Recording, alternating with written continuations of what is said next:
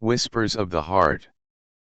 The screen fades from black to a picturesque view of a small town bathed in soft golden light. The camera pans over tree-lined streets, a cozy bookstore with warm, inviting windows, and a cafe with fairy lights twinkling in the distance. Leaves gently fall from the trees as the peaceful, autumn scene unfolds. Soft instrumental music plays in the background, gentle and tender, creating a sense of calm and intimacy. Together, we'll follow the story of Emma Parker, a city-based writer with a not-so-festive outlook on the holiday season. As we wander through the snow-covered streets and experience the magic of the Winter Solstice Festival, we'll discover the warmth of small-town traditions and the unexpected turns of holiday romance. Before we begin our tale, let's take the time to relax and let go of the stresses of the day. Close your eyes and take a deep, soothing breath. As you exhale, let go of all the day's concerns and tensions. Feel your body becoming more relaxed and your mind more at peace. In this moment, you're stepping away from the rush of life into a world of tranquility and stillness, guided by the sound of my voice. Picture yourself in a serene, winter landscape. You are surrounded by a gentle snowfall, the flakes drifting down from the sky in a beautiful, slow dance. Each snowflake is unique, a tiny work of art gliding gracefully to the earth. Around you, the world is a wonderland draped in white. The trees are adorned with a delicate layer of snow, their branches forming a lacy canopy overhead. The air is crisp and invigorating, filled with the fresh scent of pine and the earthy aroma of the sleeping forest. As you walk through this winter paradise, your footsteps are the only sound, soft and muffled. The snow underfoot is powdery and light, and with each step, you feel more connected to the natural world around you. Pause and take a deep breath, letting the cool, fresh air fill your lungs. Feel the purity of this moment, the peace that comes with the simplicity of nature in winter. Now, imagine a cozy cabin appearing in the distance, nestled among the trees.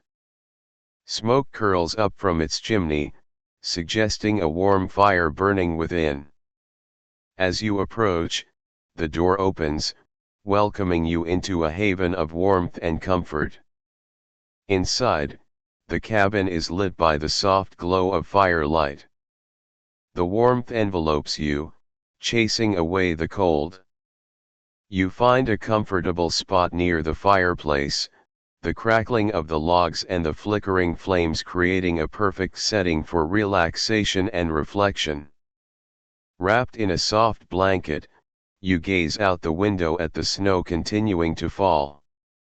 Each flake joins the others in a beautiful tapestry of white, covering the world in a blanket of tranquility.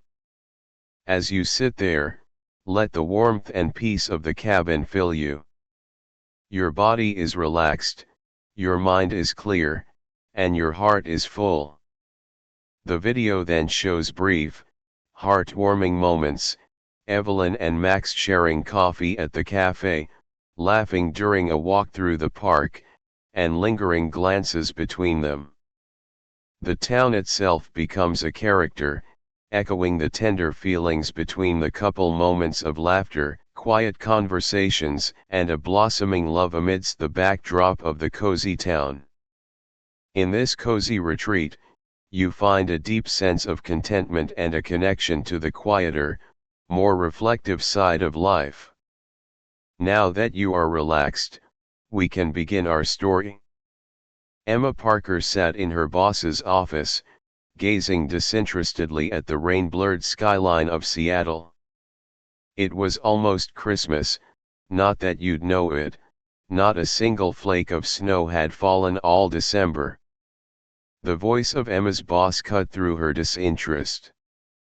"Emma, You're covering the Winter Solstice Festival in Brownsville. They perform a lantern parade every year. It's the perfect feel-good story for our holiday issue. You leave immediately. Brownsville.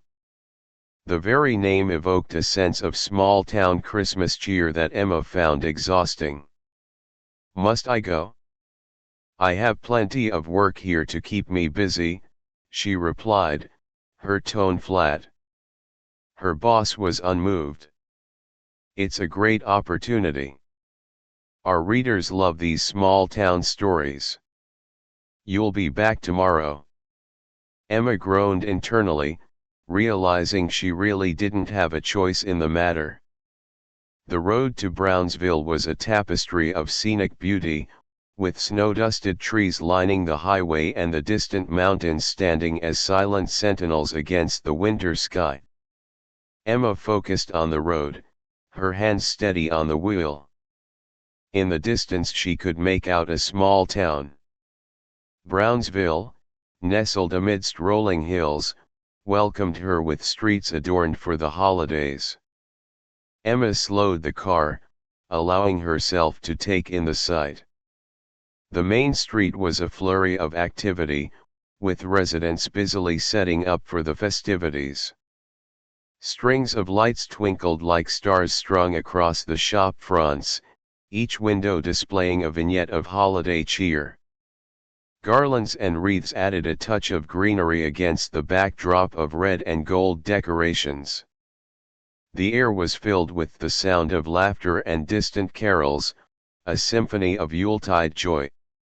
As she drove through, Emma couldn't help but be drawn in by the scene. Store owners stepped outside, hanging ornaments and arranging displays, their breaths visible in the crisp winter air. Children darted between adults, their excitement palpable as they helped with decorations or played in the gathering snow. The town square was the centerpiece of the preparations. A large Christmas tree stood at its heart, unlit but already magnificent, promising a spectacle once the sun set. Stalls were being set up around it, offering everything from hot cocoa to handmade crafts, each contributing to the mosaic of holiday spirit. Emma's usual cynicism was challenged by the heartwarming scene before her. It's picturesque, I'll give you that, she admitted. As she continued through Brownsville, the charm of the town worked its subtle magic. Emma felt a softening, a crack in her armor against the Christmas spirit. The car journey ended as she pulled up to the Maple Inn, a charming hotel that seemed to embody the very essence of Brownsville with its rustic facade and warm, inviting lights. Emma parked the car, and made her way to the reception. The hotel lobby was a cozy haven, decked with holly and ivy, and a crackling fireplace that filled the room with a gentle warmth. The scent of pine and a hint of cinnamon lingered in the air. The hotel room, with its quaint decor and view overlooking the town's twinkling lights, felt like a bridge between Emma's world and the charming allure of Brownsville. As evening fell, the streets came alive with an air of anticipation for the winter solstice lantern parade. Emma bundled up against the evening chill, and made her way into the heart of the town, ready to capture the essence of the event for her readers. Emma's initial skepticism about the parade had softened after witnessing the town's festive spirit. She was now curious, her professional instinct to uncover the story behind the tradition kicking in. The parade route was lined with residents and visitors alike, each holding a paper lantern that cast a warm, flickering glow. The lanterns were varied, some simple, others ornate, each telling a silent story of its creator. Intent on getting some quotes from the locals, Emma approached a group of townspeople, not noticing a low-hanging lantern on a nearby stand. As she turned to speak to a woman about her lantern, her coat snagged the delicate structure, sending it crashing to the ground. The sound of tearing paper drew gasps from the bystanders. Emma's heart sank as she turned to see the damaged lantern, her face flushing with embarrassment. "I'm so sorry," she stammered, kneeling to assess the damage. "It's okay, accidents happen," came a calm voice from behind her. Emma looked up to find herself face to face with Chris, a resident of Brownsville. His expression was one of disappointment but not anger, his eyes lingering on the broken lantern he had crafted. Emma stood up, lantern in hand. "Thank goodness it's just a simple paper lantern, and nothing more precious." Chris studied her for a moment, his gaze thoughtful. "It's more than just a lantern to me. It was a tribute to my father. He loved this festival, passed on the love to me." Emma felt a pang of guilt, her journalist's curiosity now mixed with genuine remorse. "I'm sorry. I didn't know. I'm here to cover the event from Seattle, to understand the tradition. Looks like I'm doing a pretty bad job. I'm Emma, by the way," she introduced herself, extending a hand. "Chris," he replied, taking her hand. His handshake was firm, yet there was a gentleness in his eyes that eased her discomfort. "Well, Emma from Seattle, how about you help me repair this? Consider it your penance and your chance to get an insider's view of the festival." Emma was taken aback by the offer, but the sincerity in Chris's voice was compelling. "I'd like that. Thank you, Chris." As they set about creating a new lantern together, Emma found herself drawn into Chris's world. His hands were skilled and confident as he guided her through the process, his anecdotes about Brownsville and its traditions weaving a tapestry richer than any article she could write. Soon, the parade began, a river of light flowing through the heart of Brownsville. Emma, lantern in hand, found herself walking beside Chris, their earlier encounter now a shared memory that glowed as brightly as the lanterns around them. After the lantern parade, the streets of Brownsville hummed with a festive afterglow. Emma, still feeling a mix of gratitude and guilt towards Chris, lingered by his side. Chris, sensing her lingering unease, suggested a walk through the town to unwind. As they strolled, the night was crisp, with a sky full of stars and the gentle sound of distant celebrations. The lanterns, now stationary, continued to bathe the town in a soft, warm light. Emma was drawn in by the beauty of it all, her initial reluctance about Brownsville melting away. Chris led her to a quaint coffee shop that was still open, its windows fogged up from the warmth inside. The cafe was cozy, with a few locals gathered around tables, chatting amiably. The scent of coffee and cinnamon filled the air. As they sat down with their drinks, the conversation flowed easily. Chris shared stories about growing up in Brownsville, his deep connection to the town and its traditions evident in every word. Emma listened, captivated not just by his stories, but by the earnestness in his voice. There was a moment when their hands brushed while reaching for the sugar, a fleeting touch that sent a current through Emma. She pulled back slightly, her heart racing, surprised at her own reaction. Chris seemed to notice, his eyes holding hers for a moment longer than necessary. The air between them was charged with an unspoken question, a burgeoning curiosity about what might be. Emma, caught in his gaze, felt a wave of unfamiliar emotions. There was an ease and sincerity about Chris that was both disarming and alluring. She found herself wanting to know more about him, beyond the surface, beyond the journalist's interest. They talked about everything and nothing, their dreams, their pasts, the little quirks of life. As the cafe began to close, they reluctantly stood to leave, the night air now seeming colder after the warmth of their conversation.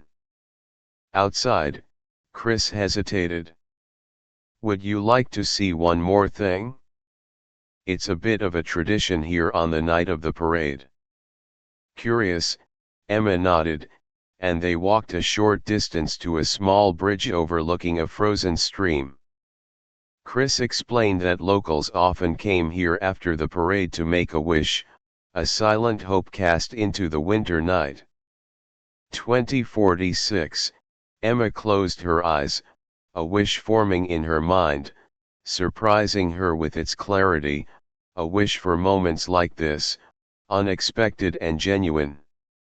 When she opened her eyes, Chris was watching her, a soft smile on his face. "I hope your wish comes true," he said, his voice low. Emma smiled back, her heart full. As they walked back to the hotel, the distance seemed shorter, the night less dark. Emma found herself glancing at Chris, wondering about the many facets of his life yet to be discovered, and the burgeoning feelings she was just beginning to acknowledge. As they reached the entrance of the hotel, a soft snow began to fall. Chris stopped, turning to face Emma, his eyes reflecting the hotel's warm glow. "Thank you for tonight, Emma. It turned out to be a lot more than I expected," he said, his voice sincere. Emma, her heart pounding, looked up at him. "I should be the one thanking you. You showed me a side of Brownsville I never would have seen." For a moment, they stood there, the snowflakes gently falling around them, the world seemingly holding its breath. Emma's eyes met Chris's, and in them, she saw a question, a possibility. Chris leaned in slightly, his gaze never leaving hers. Emma's breath caught in her throat, her mind racing with the anticipation of a kiss. But then, as if on cue, the hotel's front door opened, breaking the spell. Chris stepped back, the moment passing, leaving a trail of unspoken words and what-ifs. "Good night, Emma," Chris said, a hint of reluctance in his tone. "Good night, Chris," she replied, her voice barely above a whisper. With a final smile, Chris turned and walked away, leaving Emma standing in the falling snow, her heart still racing. She touched her lips, the ghost of the unshared kiss lingering in her mind. As she climbed into bed, the events of the evening replayed in her mind. The warmth of the coffee shop, the soft light on the bridge, Chris's gaze that held so much promise. She felt a glow inside her, a warmth that had little to do with the blankets she pulled around herself. Emma drifted off to sleep, the image of Chris in the snow, the almost kiss, and the whispered goodnights weaving through her dreams. Brownsville, with all its festive charm and unexpected encounters, was slowly revealing its magic to her. Emma awoke to the muted light of early morning filtering through the curtains. For a moment, she lay still, the memories of the previous evening with Chris lingering in her mind like remnants of a sweet dream. She checked the time, almost 11 a.m. Time had slipped away faster than she realized. With a sense of urgency, she remembered that it was checkout time and that she needed to head back to Seattle. As Emma stepped out of the hotel, she was immediately enveloped by the festive atmosphere that still vibrated through the streets of Brownsville. The Christmas market, in full swing, was a kaleidoscope of colors and sounds. Stalls adorned with lights and decorations lined the streets, each one offering an array of holiday treats and crafts. A part of her, the part that last night had been captivated by the charm of Brownsville and the company of Chris, yearned for just a little more time in this enchanting town. On impulse, she decided to take a final stroll through the Christmas market. It would be a chance to soak in the festive spirit of the place one last time before heading back to the reality of her life in Seattle. Emma wandered among the stalls, each step taking her deeper into the heart of the holiday bustle. The air was filled with the scent of spiced cider and pine, the sound of carols and laughter creating a backdrop that felt like something out of a storybook. It was a stark contrast to her usual preference for solitude during the festive season, but here, in the warmth of Brownsville's cheer, she found a sense of peace she hadn't expected. Suddenly a familiar figure caught Emma's eye. Chris was making his way through the crowd, his gaze searching. "Emma," Chris said, his voice urgent as he reached her. "I've been looking for you." Chris hesitated, then took a deep breath. "I know this might sound crazy, but I can't let you leave without saying this. I've really enjoyed our time together. There's something special here, and I think you feel it too. Would you consider staying for Christmas? Give us a chance to see what this could be." Emma was taken aback. The idea was absurdly romantic, and it clashed with her practical, commitment-wary nature. The thought of spending more time with Chris was tempting, yet terrifying. She was a woman of logic and planning, not impulsive decisions and holiday romances. I can't," she stammered, her decision more out of fear than reason. "I need to go home to Seattle. I have responsibilities." Turning away, Emma made her way to her car, her steps hurried, as if to outrun her own doubts. Determined to leave behind the whirlwind of emotions Brownsville had stirred in her, Emma climbed into her car. She took a deep breath, steadying herself with the thought that leaving was the practical, sensible choice. "It's just a holiday romance," she muttered to herself. "You can't just fall in love in a matter of days. I'm better off alone." As she started the engine, the first heavy snowflakes began to fall, each one a silent testament to the storm brewing in the sky and in her heart. She pulled out of the hotel parking lot, the windshield wipers working overtime to clear the rapidly accumulating snow. The road out of Brownsville quickly became treacherous. The snow, which had seemed so picturesque and gentle at first, was now a relentless force, blanketing the world in white. Emma's grip tightened on the steering wheel, her knuckles turning white as she focused on the road ahead. Visibility dwindled to mere feet in front of her, the snow swirling in hypnotic patterns that made it hard to concentrate. The car's headlights barely cut through the thick curtain of white, the road ahead a blur of shadows and light. Emma's heart raced as the realization set in that she was stuck in the middle of a snowstorm. The car, her refuge just moments ago, now felt like a trap. The snow piled up around it, relentless and unforgiving. The vehicle shuddered to a stop, the wheels spinning uselessly against the snowdrift that had formed. Emma tried to reverse, to move forward, anything to escape the growing mound of snow, but it was no use. The car was stuck, and with it, so was she. Emma considered her options. Walking back to Brownsville was impossible in this weather, she was too far out, and the risk of getting lost in the blizzard was too high.